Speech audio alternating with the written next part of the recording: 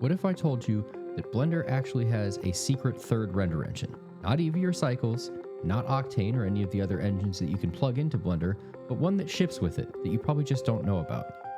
But the reason you don't know about it is because it isn't for rendering images. It's for rendering sound.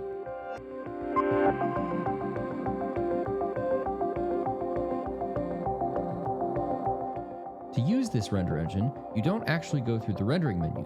You go to the Add Object menu and you add a speaker object. And a speaker object is exactly what it sounds like. It basically acts like a speaker would in the real world. The speaker object will play audio clips of your choice and will render them based on a bunch of different settings in the speaker object itself, and also based on its position relative to the camera. And this is why it's a super underrated feature of Blender, because when you're animating, one of the most underratedly difficult parts of the process is coming up with sound out of whole cloth to fit your animation. This is an entire profession of its own, and in the film industry it's called Foley sound. Artists will create new sounds by mashing up a variety of existing sounds to make something new, or even going out in the field and recording audio itself. But if you're an individual artist, it can be really hard to get that perfect sound. Something like a car driving by in exactly the right way to mimic the way the car is driving by your camera. But with the speaker object in Blender, that's not a problem, because you can play a constant car engine tone and attach the object to your car model, and now the sound itself will be rendered based on its position to the camera. It even does a pretty good job of replicating the Doppler effect, which is how the audio shifts from one side of your ears to the other as an object passes you. To demonstrate this, I've set up this simple example scene with a car passing the camera. The car has a speaker object attached to it that's playing a constant car sound, and here's what it looks like when you actually render out that audio. If I had to do this manually, I would have spent hours and hours looking through audio libraries for exactly the right sound that matches up with my motion. But this way, I can make the motion itself modify an existing sound so that it sounds just right. So what do you need to know to actually use speaker objects?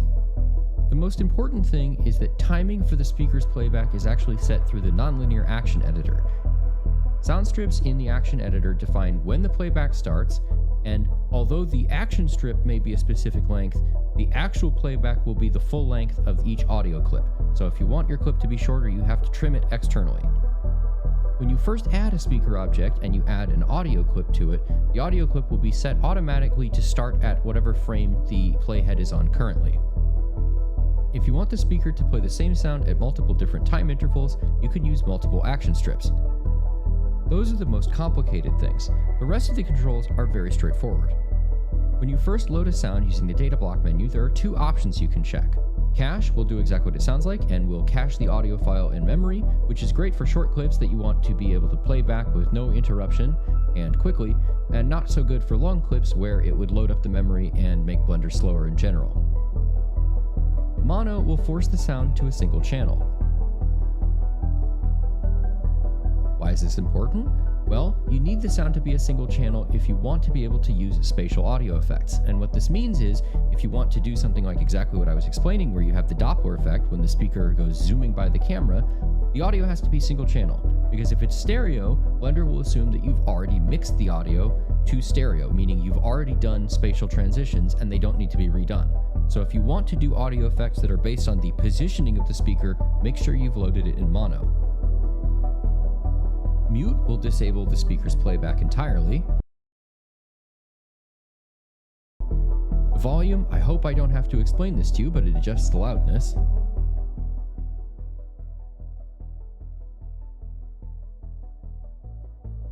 And the pitch control will adjust the playback speed to effectively pitch the audio up or down.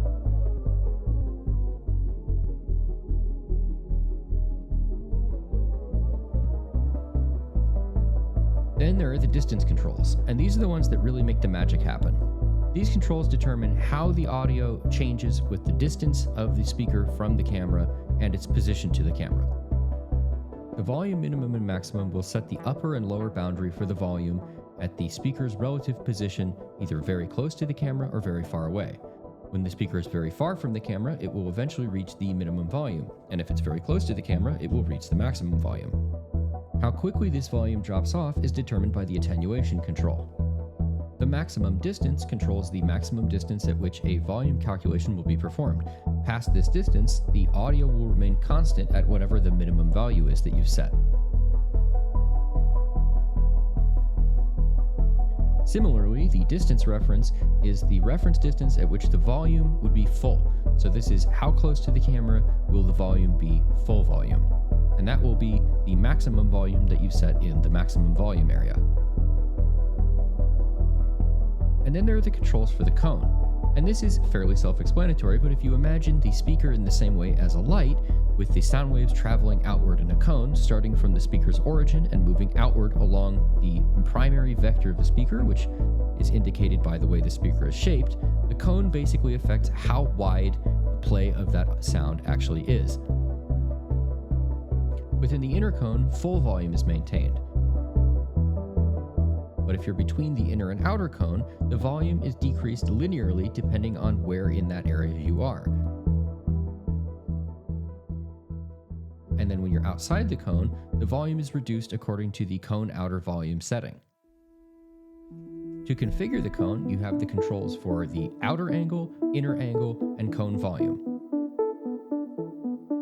The outer angle controls the outer angle of the cone, the inner angle controls the inner angle, and the outer cone volume controls the volume outside of the area of the cone.